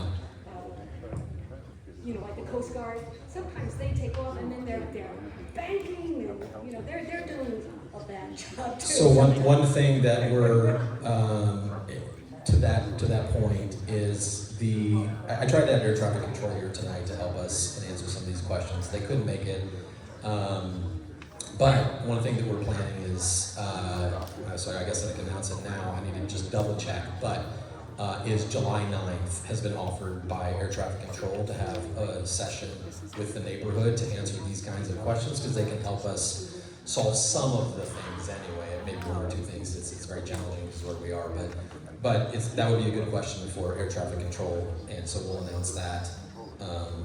In due course. And can I ask one question about some of the answers from the EA? Just one of the answers? No, I'm sorry. I don't that rabbit hole. But if you send it to me, you can ask me about it. Okay. I'll answer it. Thank you. Kathleen, I have to tell everybody before you come up. Well, you've had two. Okay, but just so we are at 8:30, and which was the time limit, and I want to be respectful of everybody's time, including the panel and your time. So okay, we'll give me just a second. I just want to get permission from everybody. We can close the meeting out now if that's what everybody would like. If you would like, we can keep going for 1.5 hour if we all agree to that. Does everybody agree? Raise your hands. Okay, good. All right, Kathleen, this is your third time, so I'm just gonna. Oh, is it? Yes. Okay, well then you go. Let the old lady go. When she mentioned about when she mentioned about the fuel truck, the day of the emergency preparedness event that you had, I was behind one of the fuel trucks and he didn't stop at the stop sign on Townsend Avenue. He did a rolling stop just because no one else was on the sides. He just kept on going. So I followed to see where he was going. And he turned into Robinson. So I went into Robinson and I said, hello. And they said, we don't care. So then I went around to the airport, and they wouldn't let us watch. There was 3 of us there from Tweed School. Yeah, that's an FAA thing. Yeah, and so we went over to Dean Street to see what we could see. And the New Haven Fire Department came up to the gate, because we were at the gate there trying to watch. They couldn't open the gate. So they were directed, they were trying to yell to the firemen, send them to gate 21. So I was the intermediary there. And I told the fire department, they want you to go over to gate 21. Where would we be without a good neighbor? I know it, you know, but why are they sending, why couldn't they open the gate? If this was an emergency preparedness, you know. Yeah, I don't know, Jeremy, why couldn't they open the gate? Yeah, you gotta fix it, it was a padlock with a chain. Tom has They couldn't something get to it say. open. I remember the event you're talking about, and it had to do with continuing the operation of the airport. Because we did not want them to cross the runway. In an actual emergency, they would have crossed the runway. Right. So because it was a drill, we asked them to come around another runway. Right, but you know, if it's some emergency, they couldn't get, they didn't even try to open the gate. So in a real emergency, they would, but they wanted to keep it safe. By the key. Yeah, no, it wasn't the key issue. What kind of padlock is that? I can't tell you, that's a highly classified issue. Thank you. Good evening, my name is Trini Oxel, I live on Stuyvesant, stone's throw from the airport. First, I'd like to have you notice how many of us have left, because there's not much faith that anything is going to become of this, and that's something I believe. I would like to start by asking what this was all proposed as to be very profitable for the region, for the city. What do we have concrete that shows that there's businesses coming in, that there's revenue being spent in New Haven, East Haven, any of these areas? I'd like to know specifically, because it seems that most of the traffic that we are enduring is for vacationers. These are destinations that people are going to, coming back to. They're not stopping to get gas, they're not stopping to eat in our neighborhoods.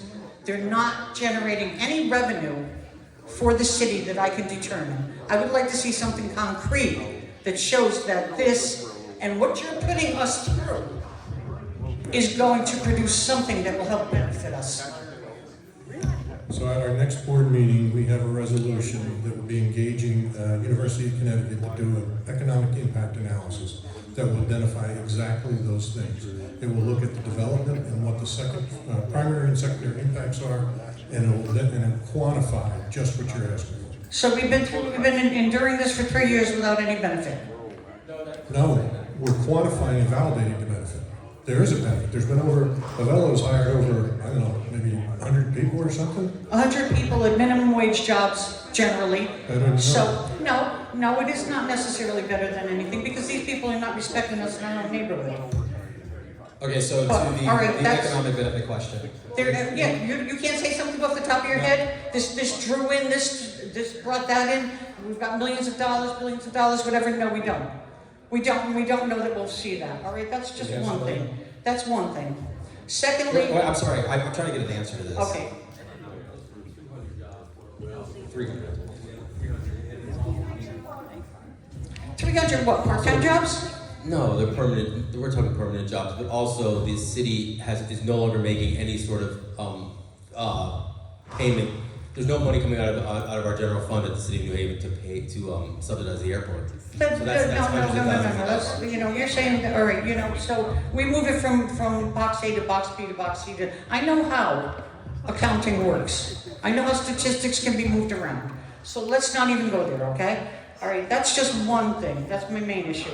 Traffic is a problem. Pollution is a problem. You've got cars coming and going. You've got cars sitting in on the terminal, or in the runway property, in the airport property, sitting there waiting to get out. You got cars sitting there waiting to come in.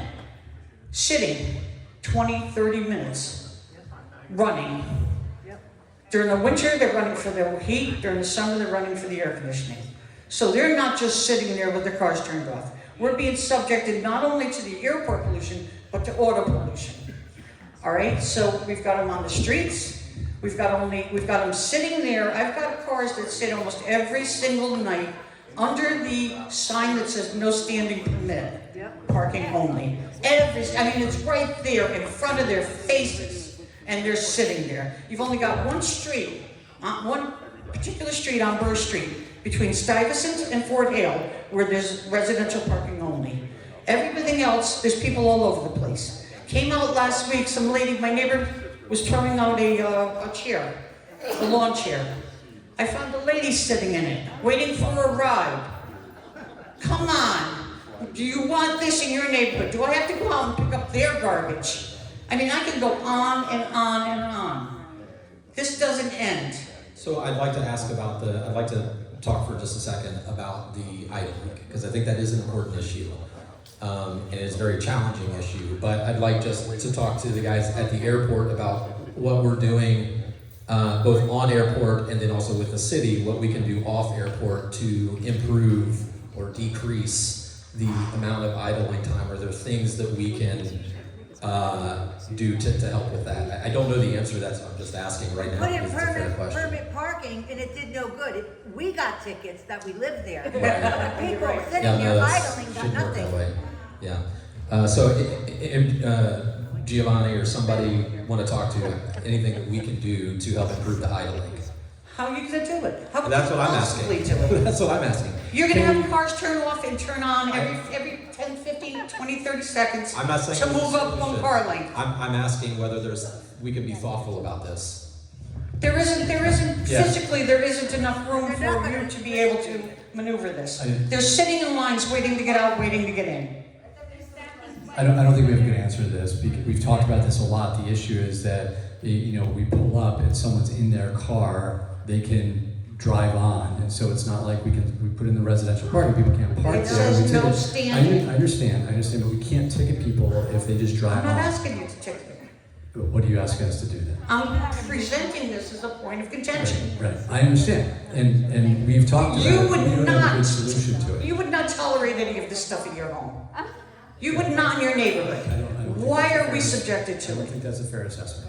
It certainly is. No, I respectfully disagree with you. Okay, I concede to that. Okay, so All right, so, all right, let's Not a great go. answer for us. You said about freight earlier, we're never gonna have freight. Well, why is it mentioned? oh yeah, okay. She's reached. You can have Somebody lots of freight. let her speak. All right, why is it, Object. Let her speak. Okay. Go. why is there freight mentioned in your proposals? When you're saying there's gonna be no freight? Freight. That there's, Which proposal? Oh, good lord, I'd have to find it. No. We have not proposed freight. That's why I'm asking for specifics because. Well, I've seen it, and I'd have to locate the specifics. There's no proposal for freight. I Okay, promise. fine, let's see what else there is. Again, noise, fumes. I put a complaint in last week, all right? And I put in many complaints. I've become more lackadaisical about it because I don't feel I'm getting anywhere with it, which is not a good attitude.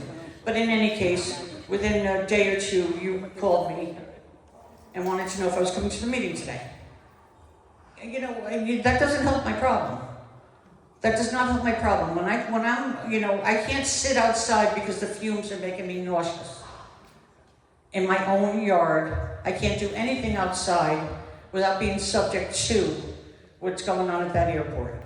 The auxiliary power units are routinely run instead of the ground power units, which expose us to more fumes, more noise. These things start early in the morning. Your first flight might not be 6:30, but there's a lot of activity prior to that. So we're not able to get to sleep. And if you are able to get to sleep, you're woken up at 6:30. If you're able to get back to sleep, you're woken up at 6:45, 7 o'clock. There's no relief for us. None whatsoever. And it's tragic, and it's really sinful what we're being subjected to, all in the name of profit. Thank you for your time. Thank you. Hi everyone, my name is Andrea. I live in the same neighborhood everybody else does, and I have a logistics question. Okay, go for it. At what point, when Avello adds new flights to the schedule in a daily basis, do you say, enough, there's too many people in the airport, we don't have capacity, we don't have parking, there's too many people on the street. And just stop this. I mean, you keep adding flights, maybe take one away, you add another one and you take that one away. But at the end of the day, you do have more flights now than you did last year, which means there's more people, there's more flights, there's more noise, there's more everything that is bothering everybody here. And I do want to say, I don't stand behind all of them. I don't feel the same way. I'm not pro-airport. I'm not against airport. I feel that you have the right to do what you're doing because you're running the airport, which is what it's supposed to do. But at the same time, you're annoying all the people in the neighborhood. I walk every day and I don't fear the airplanes. I'm not bothered by the noise. I don't have damage on my house that wasn't caused by airport problems. They're caused by other reasons. And I applaud all of you for doing the best you can with what you have in front of you. And that's all I want to say. To answer the question about limits, and again, it goes back to federal regulations, and it's not an answer that makes anybody feel good, but we cannot limit the amount of planes that come in here. What happens is, and maybe these guys could talk about it, but slotting is how we end up having to, the airport will naturally limit itself to peak hours and then off-peak hours, meaning, not the first flights, but somewhere in the middle of the day. But federal regulations don't allow us to limit the amount of people that come in. We have to come up with more solutions. I understand that part, but what I'm concerned with is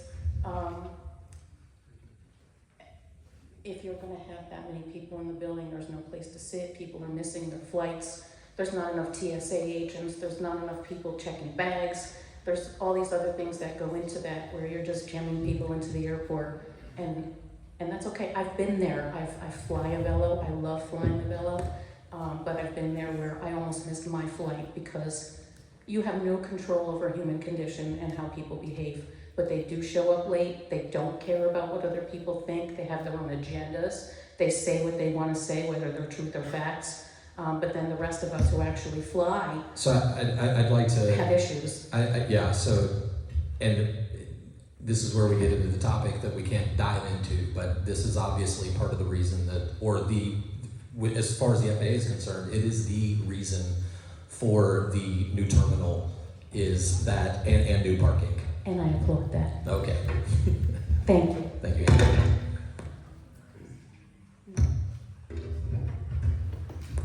Hi, I'm Catherine Bennett, and I live on Thompson Avenue.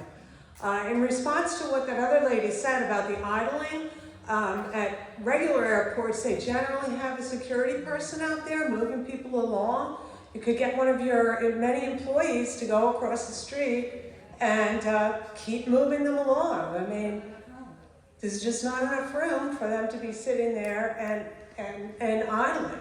If they have to go around the block, that's more traffic. But, if you want to have this many flights, that's maybe what you have to do. So I hear your point in finding a way to move them off of the streets and into the parking lot. Yes. Okay.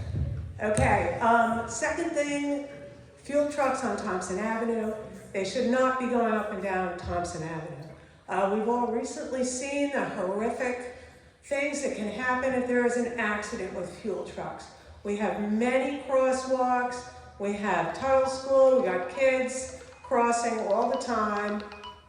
Even though there are stop signs, one of those fuel trucks, kid runs in front of those, there's no way they can stop. They should not be on Thompson Avenue. Which brings me to my next point about the fuel trucks is, and I've brought this up in meetings and have never gotten a response, do you have another plan for fuel storage? Storing it in fuel trucks is not safe. There's been incidents of lightning strikes and many other things. I know you withdrew the application for the permit because it wasn't going to pass. Robinson, I think, was right. I can't remember who was Robinson was doing that. Yeah. Yeah. Is there another plan you have for fuel storage, or is this going to be it? Can you talk to this? Yeah, no, I believe Sean Robinson's moved forward with a another fuel storage plan and submit that to East Haven soon. So, yeah. Okay, I'll be looking for it. The other thing about traffic is we've had a lot more regular traffic on Thompson Avenue as well as these daily fuel trucks. And I have many What do you mean by pictures. regular? Are there airport traffic or? Yeah, airport traffic. Okay. And I know it's airport traffic because it increased so much since Avello started. We also have a lot of like taxis because they know all the back streets and they're coming down. Do you have a regular shuttle bus that people, if you want to have less trips to the airport, a shuttle bus from Union Station so people can take public transportation to the airport? I know you have some kind of shuttle bus, but I don't know if that's just for when your parking is full. Do you have a regular one that could come from Union Station to the airport so people wouldn't have to necessarily drive and park there? I know you make a lot of money from your parking, but I know also a lot of times the parking's full, and that might cut down on all these trips that you're saying you're trying to cut back on. Yeah, no, It might be off. we do run a shuttle when the parking lots are full, so we run a shuttle down to Temple Street Garage, so it's not over to Union Station. And then, we're constantly looking for other off-airport, opportunities for parking, to be able to run a shuttle, to be able to have, kind of solve for the challenge that you're talking about. So I think it's just incumbent upon us to find some of those solutions where people could park and then be able to run a shuttle and reduce the number of trips over, because I agree But with what about a shuttle right from public transportation, Yep. right from the Metro North or Yeah, the shoreline? The other thing that the city, we worked with Park New Haven and the city on a microgrid transit program, so they've got a grant for that, so I'd have to check with Doug over Park, or, yeah, we can talk about that. Hi, I'm Sandeep, I'm Director of Transportation for the city. So last year we applied for a microtransit grant, so it's like a Uber for buses. We are still in the agreement signing phase with the Connecticut DOT, so hopefully that will start soon, later this fall, hopefully. And that is going to, basically it's like you call your Uber, when you try your Uber, it's basically a bus. So it will have up to 10 people it can carry at any given time. And it will be operating, it will be servicing Union Station, the Green, a number of other hubs. So we're hopefully that will start soon. That's good. And I have one more question about your operations, also with this de-icing. Now it's hard to think about it when it's 80 degrees out, but Albany Airport, which is one that you've recently gone to, has an award-winning de-icing fluid collection system where they recycle it, and they actually got a big grant from the FAA to build that. And I was wondering if you had applied for one of those to help protect Tuttle Brook and the groundwater from all the de-icing fluid and the fluids that you're going to be using to de-ice the runways. Good question. I don't know who answers that, if it's Jeremy, or we could talk about what we're going through right now. Albany, yep. So Airports actually manages Albany, so I will be happy to reach out to them and get that information and see if that's something that we can consider on the East Terminal development side. Probably wouldn't make sense for the short duration that will be in the facility we are today, but I have direct connection with them, so I'll be sure to reach out to them. Great, thank you. Talk about the switch over from the old fluid to the new fluid. That's harsh. Oh, that's harsh. Never mind. Okay, thank you. Harsh. Sorry. Got my fingers crossed. Thank you.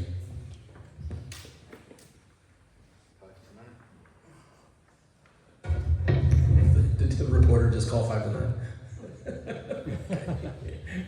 Thank you. Thanks for that. My name is Doug Davidoff, and I don't live in the neighborhood. I don't even live in New Haven. I live in Bridgeport. That might be enough for Mayor Elliker to just toss me out right now. You got 3 minutes. But I am part of the economic development impact of the airport. I'm a ride-sharing driver. I also drive people to the airport in their own cars. And it's interesting that I'm here to ask about Uber. So it was interesting that you mentioned Uber for buses. I'm here to ask about Uber for cars.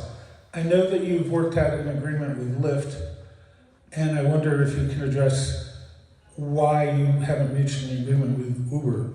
And I'm just going to sit down because I have nothing else to ask. Thanks a lot for having me. Thank you for the question. We do have an agreement with Lyft. We have an agreement with M7, which is the local taxi company. Both of those agreements were done, prior to my arrival at the airport. We worked with Uber for over a year at their national level, to come to an agreement for New Haven and for Tweed, and we proposed a number of different solutions, and they just they assign a value to airports, and they just weren't going to entertain a commercial agreement that was fair and reasonable to what Lyft and M7 were doing. And and out of respect for Lyft and M7, we need to be fair to them, because they have a commercial business that they've agreed to, and Uber just wouldn't consider those same terms. So it's unfortunate. We hope that they'll revisit that. And but one thing we've seen is our Lyft rideshare is up 30% year over year.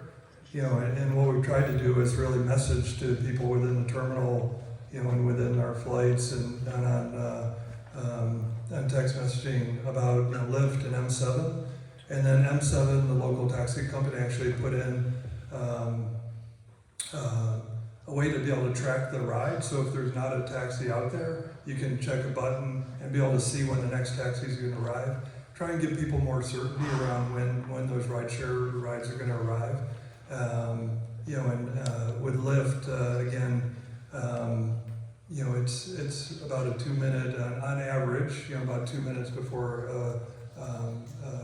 a driver responds and engage, and then people are being picked up within 10 minutes of hailing a ride. So we continue to focus on Uber and try and work with them, but it's been a difficult course, but to the benefit of M7 and the Lyft drivers, we continue to work with them to try and increase the passenger demand. So basically you're at an impasse with Uber. We're at an impasse with Uber, absolutely, yeah. All right, thank you. Almost there. Go for it. Hi, I'm Laura Kahn, and for those of you who don't know me, I chair the Environmental Advisory Council of the city board that Sal DeCola is the aldermanic rep for. Thank you, Sal, for planning this meeting and every meeting. And we're the ones who the neighbor nicely gave a shout out to about Professor Huda's data. So I have... Also, the person who recommended we use goats. Yes, I am the person who, yes, and I understand I was the second person, so I hope that's still in the offing. So I have a few more, I have one comment and a few other suggestions. So New Haven was assigned an environmental justice specialist by the EPA, and I took her on a tour of the city, and she was pretty shocked at how close the airport is to houses. That is unique, and so I think we all understand that we are in a very different position than any place else, and we really have to work so much harder to collaborate. So I appreciate that everyone does that, and I hope we can make the people who are traveling from Tweed, who don't live near us, understand, and maybe we can try to get them to take public transportation and do things like that, because we need to make them better citizens when they come to visit us. So I know the city is dealing with noise cameras like New York has, and I think it helps people to have their data quantified, and I'm thinking perhaps permanent noise cameras that people can access in real time would be very useful, because if you can look it up and you are validated by seeing, yes, I'm hearing loud noise, that would be very good. And for that and the HEPA filters, the EPA is currently offering up to $20 million in climate change grants. And the City Office of Climate and Sustainability is taking suggestions until, I think, until tomorrow or Thursday, when they're having a meeting at the Canal Dock Boathouse at 6 p.m. to discuss all the ideas people come up with. So my suggestion is that we find a way to buy some noise cameras and some HEPA filters, and I know you have to figure out how many square feet per HEPA filter. I suggest we check into that and see if the EPA, which we pay for funds, can give some of that money to us. That is a great idea. Thank you. I like good ideas. And my last suggestion to everybody is, if you have a problem, submit it to See, Click, Fix. There's an environment category on the city website, and maybe we can just get one list of everything, and then we will be able to go from somewhere instead of people having to spend hours listening. Not that we shouldn't all spend hours listening to one another, we should, but anyway, that would be one place to take all of these comments. And Mayor Elicker, thank you for leading our city, and thank you all for being here. And I did notice there were no women up here, but I'm counting myself in with this collaboration. So if anybody ever wants to say anything to me, my board meets on Zoom the first Wednesday of every month. It's a public meeting. The Zoom address is posted on the city website, on the Environmental Advisory Council webpage. You're all welcome. Thank you. Thank you, Laura. Also, let's talk afterward about how we can support you for that request, because I think that's a really great idea. You ready? Yes, that's good. Thank you for reminding. Okay, so really quickly, we're going to talk about the one-way for Fort Hale. Maybe if everybody's interested in doing that, we can. Or we could gather up over here and talk about that, if that's okay. So do we want to talk about that as a group, or would we rather, so let's vote on that really fast. As a group, talk about Fort Hale one-way. Raise your hand. Nope, okay. Well, those two. So we'll do a small group with you all to talk through that. And then I'll post an update somewhere for the rest of everybody else to see. Thank you all so much for coming out. I really appreciate it. I know it's very long, but I think we got somewhere. Thank you.